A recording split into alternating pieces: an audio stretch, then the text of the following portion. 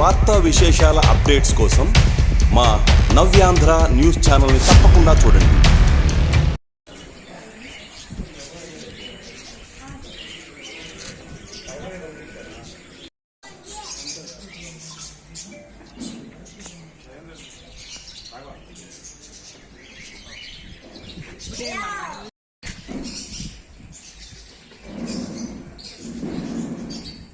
అందరికీ నమస్కారము.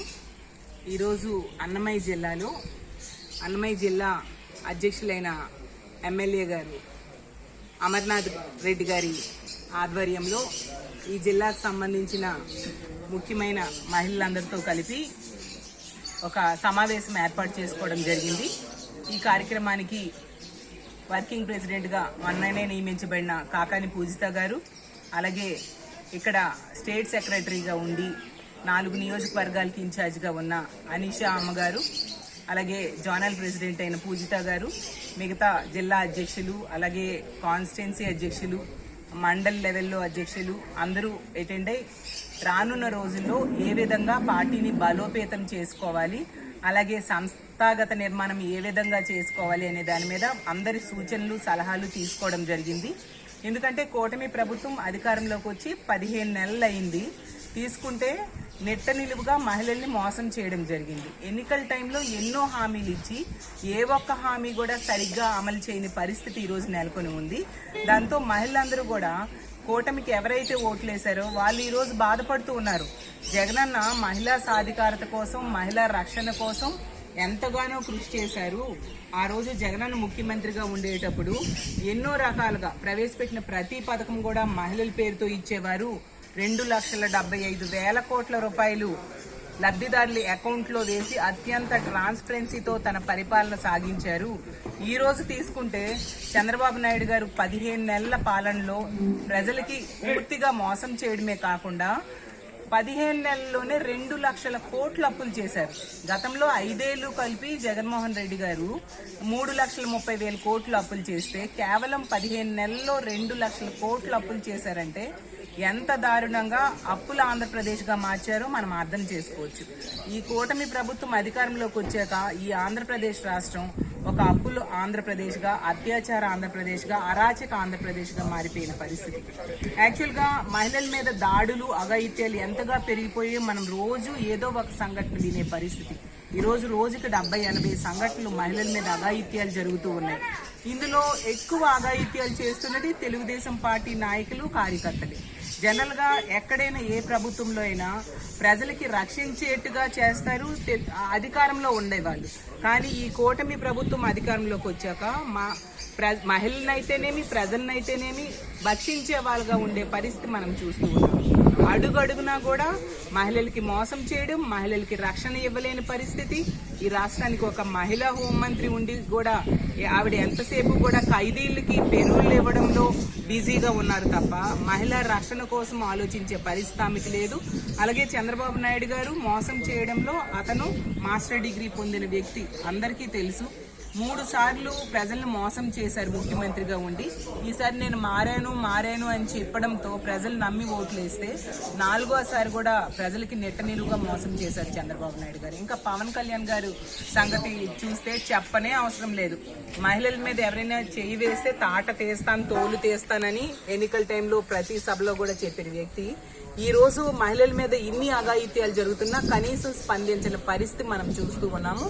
మరీ ముఖ్యంగా సుగాలి ప్రీతి కేసు విషయంలో తీసుకుంటే ఒక రాజకీయ దురుద్దేశంతో ఎన్నికల అంశంగా దాన్ని తీసుకొని మొన్న ఆవిడ్ని పక్కన కూర్చోబెట్టుకుని ఎన్నికల టైంలో ఆ జగన్మోహన్ రెడ్డి గారు ఆమెకి ఏమీ చేయలేదంటూ తప్పుడు ప్రచారం చేశారు. వీళ్ళ అధికారంలోకి వచ్చాక ఆ కేసులో ఆ పని చేసిన వాళ్ళకి, ఆ సుగాలి ప్రీతికి అంత దారుణంగా చంపిన వాళ్ళకి శిక్ష పడేట్టుగా చేస్తాము, వాళ్ళని కనిపెడతాము అని చెప్పి ఈరోజు 15 నెలలైనా కనీసం అపాయింట్మెంట్ కూడా ఆ తల్లికి ఇవ్వని దురదృష్టకరమైన పరిస్థితులు ఈరోజు ఈ రాష్ట్రంలో నెలకొని ఉన్నాయి.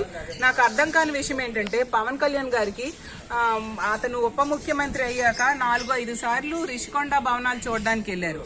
మరి ఈ సుగాలి ప్రీతి తల్లికి కనీసం ఒక 10 నిమిషాలు అపాయింట్మెంట్ ఇవ్వలేరా అని నేను అడుగుతూ ఉన్నాను.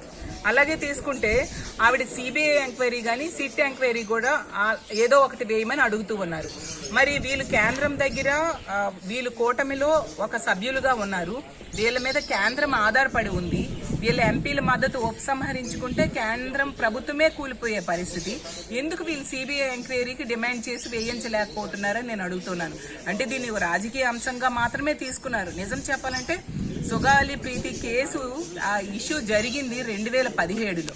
2 సంవత్సరాలు ఇదే కూటమి పవన్ కళ్యాణ్ గారు అందులో సభ్యుడిగా ఉండి అప్పుడు అధికారంలో ఉంది.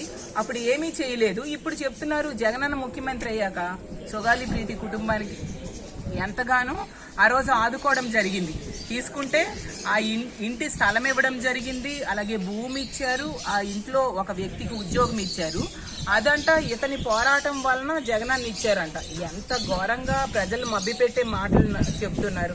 నిజంగా అంత పోరాడి వాళ్ళకి న్యాయం చేసే వ్యక్తి అయితే ఇతను కూటమిలో ఉండేప్పుడే జరిగింది. ఆ 2 ఏళ్లు ఎందుకు ఆ ఇష్యూని వదిలేశారు? ఎంతసేపు ఎదుటి పార్టీ మీద దాడి చేయడం మీదే దృష్టి పెడుతున్నారు. మొన్న చెప్పారనమాట డిఎన్ఏ శాంపిల్స్ మార్చేశారు అనేసి. మరి డిఎన్ఏ శాంపిల్స్ ఎప్పుడు మార్చారు? ఆ 2 సంవత్సరాలు 2017 నుంచి 19 మధ్య మార్చారు. అప్పుడు ఎవరు అధికారంలో ఉన్నారు? మా జగనన్న, మీ కూటమి ప్రభుత్వం. అప్పుడు కూడా మీ కూటమి ప్రభుత్వం అధికారంలో ఉండేటప్పుడే ఆ డిఎన్ఏ శాంపిల్స్ మార్చేయడం జరిగింది. పోనీ అప్పుడు అయిపోయింది. ఇప్పుడు 15 నెలలు వీళ్ళు అధికారంలో వచ్చారు. ఎవరు మార్చారు? ఎవరు ఆ అమ్మాయికి అత్యాచారం చేసి చంపేశారు? కనిపెట్టాల్సిన బాధ్యత, అలాగే ఎవరు మార్చారు అనే విషయం కనిపెట్టాల్సిన బాధ్యత, అలాగే అధికారము ఎవరికి ఉన్నాయి? పవన్ కళ్యాణ్ గారికి ఉన్నాయి.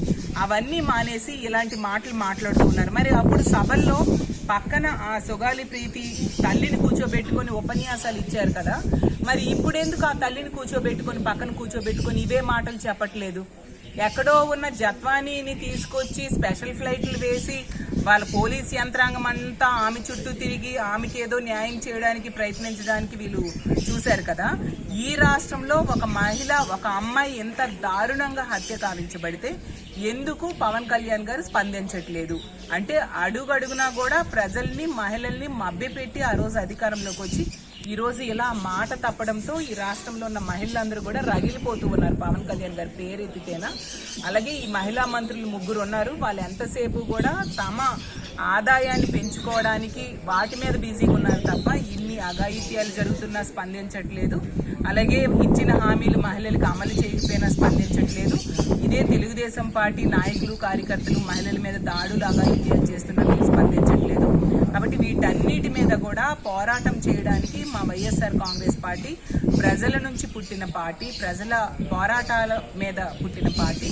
కాబట్టి ప్రజల సహకారంతో, మహిళల సహకారంతో మా పార్టీ మరింతగా ప్రజల్లోకి వెళ్ళి ఈ కూటమి ప్రభుత్వం చేస్తున్న అరాచకాల్ని ఎండగట్టబోతున్నాం. అలాగే దీనికి సంస్థాగతంగా కూడా బలోపేతం చేసుకోవడానికి మండల స్థాయిలో, గ్రామ స్థాయిలో కమిటీలు వేసుకోవడం మీద పార్టీ నిర్మాణం మీద దృష్టి పెట్టి ఇప్పుడు ప్రతి జోన్లో, ప్రతి జిల్లాలో, ప్రతి నియోజకవర్గంలో కూడా మేమందరం కూడా వెళ్ళి మా మహిళా విభాగం బలోపేతం చేసుకొని మళ్ళీ మా జగనన్న ముఖ్యమంత్రి అవడానికి సాయశక్తులా కృషి చేయడానికి పూర్తి స్థాయిలో మేమందరం కూడా మా సమయాన్ని కేటాయించి ముందుకు వెళ్తున్నామని తెలియజేస్తున్నాం.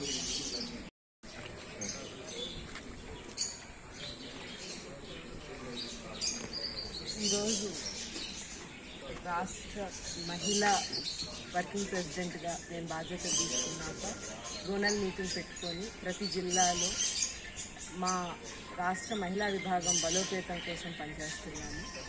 అదే పనిలో అన్నమయ్య డిస్ట్రిక్ట్ వచ్చి ఇక్కడ కూడా మహిళా మీటింగ్ కండక్ట్ చేసుకొని రాబోయే రోజుల్లో ఏ రకమైనటువంటి పనులు చేయాలి, మాకు జరిగినటువంటి అన్యాయం ఎలా ఎదుర్కోవాలి అనేటువంటి విషయాల మీద మాట్లాడాము. అయితే ఇక్కడ ముఖ్యంగా మనం గమనించాల్సినటువంటి విషయం ఏంటంటే దాదాపు సంవత్సరం లోపల, అంటే ఒక పార్టీ అనేది వచ్చాక కనీసం కొంత టైం పడుతుంది వ్యతిరేకత రావడానికి. ఇలాంటి సంవత్సరం లోపలే కూటమి ప్రభుత్వం అంటే విపరీతమైన వ్యతిరేకత, ఆడవాళ్ళు సైతం అంటే సున్నిత మనస్తత్వులు, పెద్దగా వేరే విషయాలు పట్టించుకోనటువంటి ఆడవాళ్ళు కూడా వాళ్ళు అసహించుకునేటువంటి పరిస్థితుల్లో ఉన్నారు. అంటే కూటమి ప్రభుత్వం ఎంత దిగజారిపోయిందనేది మనం ఆలోచించాలి. కూటమి ప్రభుత్వం వచ్చాక మహిళలకు అన్యాయం జరిగాయి, పిల్లలకు అన్యాయం జరిగాయి. ఏ ఒక్క సామాజిక వర్గానికి వాళ్ళు న్యాయం చేయలేకపోయారు, వాళ్ళు చెప్పిన హామీలు పూర్తి చేయలేకపోయారు. అన్నిటికంటే వ్యవస్థలు కుప్పకూలిపోయి అధికారులు వాళ్ళ పనులు చేయాలంటే భయపడుతున్నారు అని అంటే ఎటువంటి పాలనలో ఉన్నామనేది ఒక్కసారి ఆలోచించాల్సి ఉంటుంది. ఎందుకంటే ఈరోజు మేము ఉన్నాము, పాలన చేసాము 5 ఏళ్ళు. ఆ రోజు ఏ రోజు కూడా ఒక అధికారి వచ్చి ఏం చేయాలి అని మమ్మల్ని అడిగింది లేదు, మేము అధికారులకు ఏమీ చెప్పింది లేదు. వాళ్ళ పనులు వాళ్ళు చేసుకున్నారు, మా పని మేము చేసుకున్నాం. ఎవరైనా పని సక్రమంగా చేయకపోతే వాటి మీద మాట్లాడేమే కానీ ఈరోజు అధికారులు చూడండి, కార్యకర్తల బదులు అధికారులే పనులు చేస్తున్నారంటే పార్టీకి ఆ పార్టీ ఎలా నిలబడగలుగుతుంది? ఆ ప్రభుత్వం అనేది కరెక్ట్ అయిన ప్రభుత్వం అని ఎందుకు అనుకుంటాం? ఈరోజు మా విషయం తీసుకుంటే నాన్నగారి అరెస్ట్ విషయంలో కార్యకర్తలు ఏమీ చేయలేదండి. స్థానికంగా ఉండేటువంటి అధికారులు టీడీపీ పార్టీ కార్యకర్తల్లా పనిచేశారు. అటువంటి పరిస్థితుల్లో మేము ఉన్నప్పుడు, ఇటువంటి అరాచకాలు జరుగుతున్నప్పుడు, ఆడవాళ్ళ మీద జరిగే అరాచకాల గురించి మాట్లాడుకుంటున్నాం. అదే వాళ్ళ తండ్రులను, వాళ్ళ అన్నలను, వాళ్ళ తమ్ముళ్ళను తీసుకెళ్లి మీరు ఊరికే జైల్లో వేస్తుంటే అది బాధ కాదా అండి? ఆడవాళ్ళకి వాళ్ళ భార్యాబిడ్డలు వాళ్ళు అనుభవించేటువంటి క్షోభ మీరు ఎవరైనా ఆలోచించగలరా? ఇలా పనిచేస్తున్నటువంటి ప్రభుత్వం ఏ మహిళ కోరుకుంటుంది? ఏ మహిళ కోరుకుంటుంది? శాంతి భద్రతలతో ప్రశాంతంగా ఉండే ప్రభుత్వాన్ని మేము కోరుకుంటాం. అది మాకు మా జగన్ అన్న ఇచ్చారు. అందుకని మేము మళ్ళీ జగన్ అన్ననే ముఖ్యమంత్రిగా చేసుకోవడానికి మా సాయశక్తుల కృషి చేస్తాము. ఖచ్చితంగా జగన్మోహన్ రెడ్డి గారు ఈసారి రాబోయే ఎన్నికల్లో భారీ మెజారిటీతో ముఖ్యమంత్రిగా వెళ్తారు. అది మా అభిప్రాయం, అదే నిజంగా. మరిన్ని వార్తా విశేషాల అప్డేట్స్ కోసం మా నవ్యాంధ్ర న్యూస్ ఛానల్ని తప్పకుండా చూడండి.